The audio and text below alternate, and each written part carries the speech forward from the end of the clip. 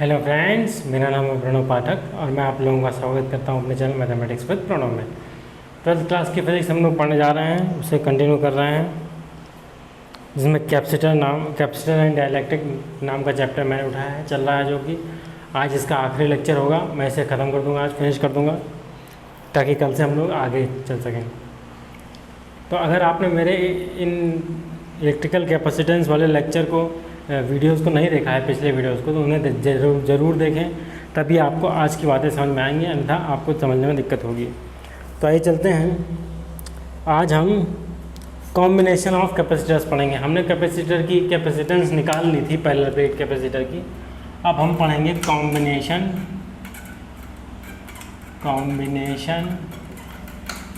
Of capacitors.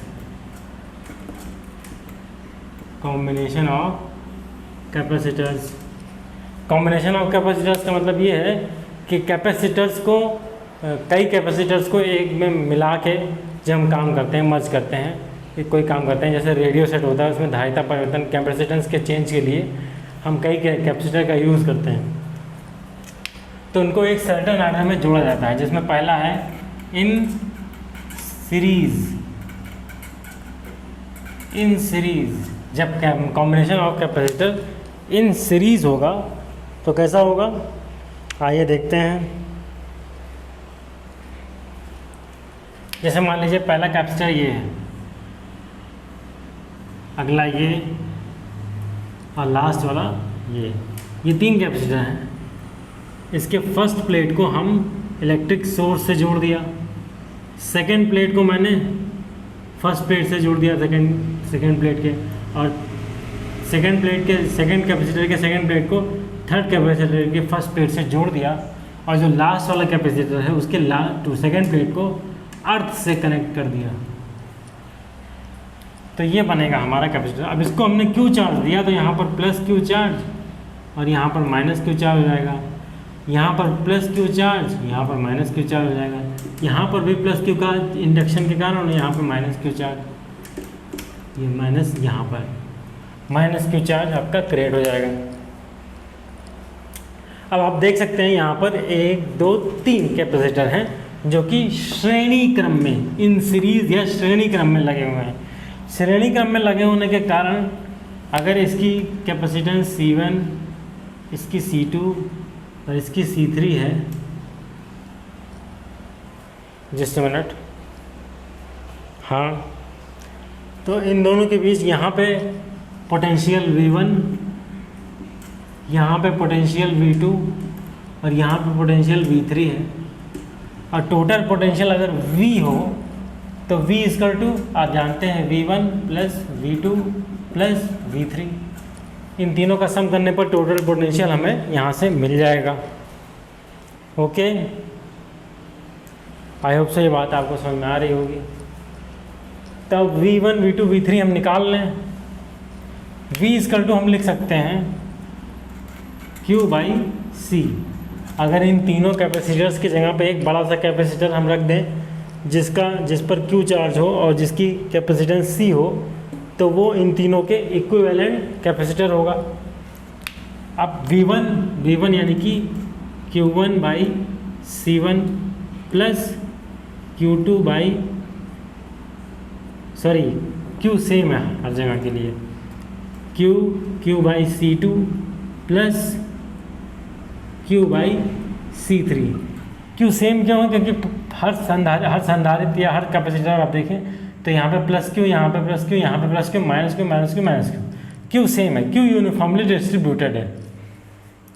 अब यहाँ से Q कैंसिल हो जाएगा और इक्विवेलेंट जो कैपेसिटेंस हमारी है वो आ जाएगी 1/C equal to 1/C1 plus 1/C2 plus 1/C3। इसे चाहे तो आप याद कर लें, वैसे याद करने की कोई विशेष ज़रूरत तो नहीं है। ये आपके बोर्ड में इस तरह का सवाल, इस पर न्यूमेरिकल बनेंगे ज़्यादा। इस कॉन्सेप्ट को नहीं पूछा जाएगा कि प्रूव करके बताओ ऐसा ऐसा, लेकिन इस पर न्यूमेरिकल बन सकते हैं, न्यूमेरिकल प्रॉब्लम्स आपकी बन सकती हैं। ओके, तो आई होप सो इतनी बात आपको समझ में आ गई होगी। लाइट बार बार आना जाना लगाए है, आज बहुत परेशान हूँ मैं लाइट से, कुछ दिनों से ये परेशान की हुई है लाइट, ऐसे ही आती जाती रहती है। बीच लेक्चर में कई बार आ रही है, आज जितने भी लेक्चर हुए सब में बार बार आई गई है, इसलिए परेशानी तो हो रही है लाइटिंग की।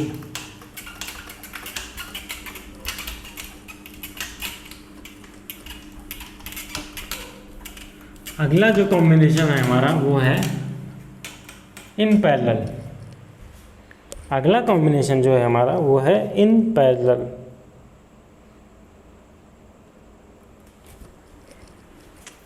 इन पैरेलल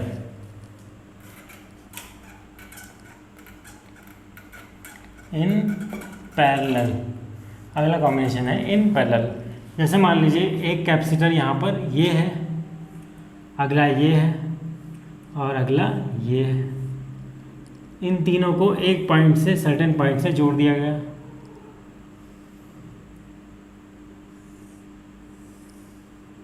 एक सर्टेन पॉइंट से जोड़ दिया गया तो V जो है ये सब जगह सेम होगा, क्योंकि एक ही पोटेंशियल पर रखा है इसे।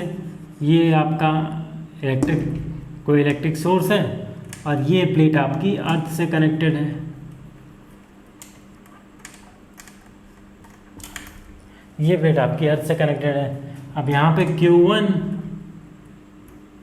Q1 यहाँ पे प्लस Q2 माइनस Q2, यहाँ पे प्लस Q3 और यहाँ पे माइनस Q3, और C1 C2 C3 इन तीनों की कैपेसिटेंस है। अब ये हमारे जो तीन कैपेसिटर हैं ये इन पैरेलल में हमने ऐड किया है। इनको हमने इन पैरेलल में ऐड किया है।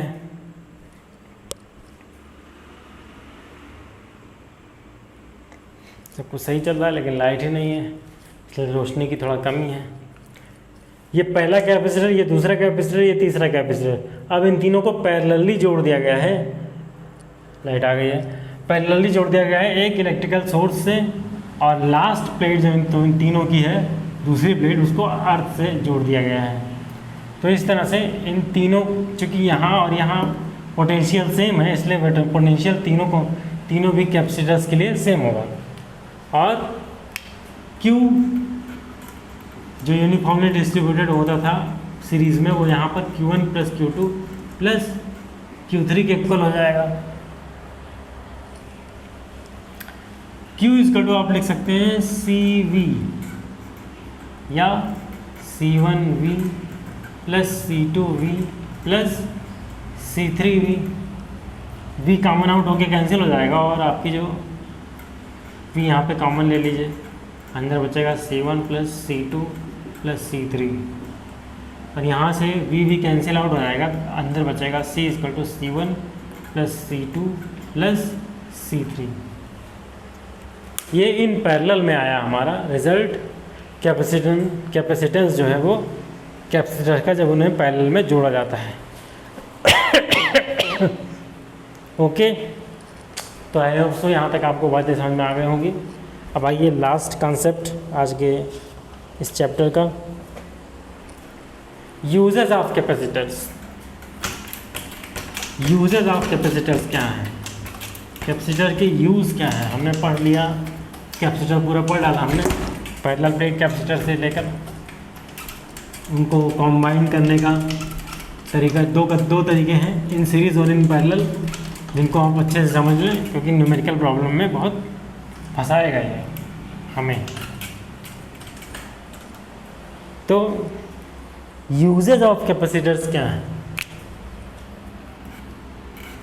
Usage of capacitors, uses of capacitors क्या हैं? पहला यूज इन स्टोरिंग आप जानते हैं चार्ज, इन स्टोरिंग चार्ज। दूसरा है इन स्टोरिंग एनर्जी। तीसरा है इन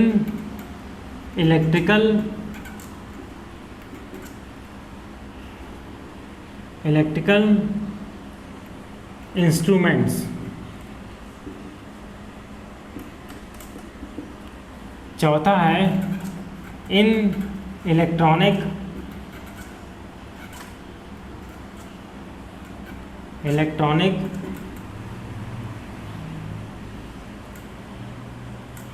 सर्किट्स। और पांचवा है साइंटिफिक स्टडी। इन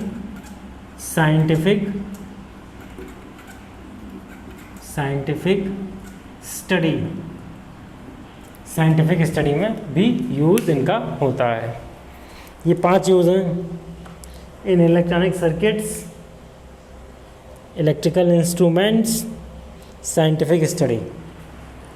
ये 5 यूज़ हैं कैपेसिटर्स के। पांचों यूज़ आप अच्छे से याद कर लें। पूछ सकता है आपके छोटे मार्क्स वाले क्वेश्चन में, एक नंबर वाले में, कि कैपेसिटर्स के यूज़ बताइए।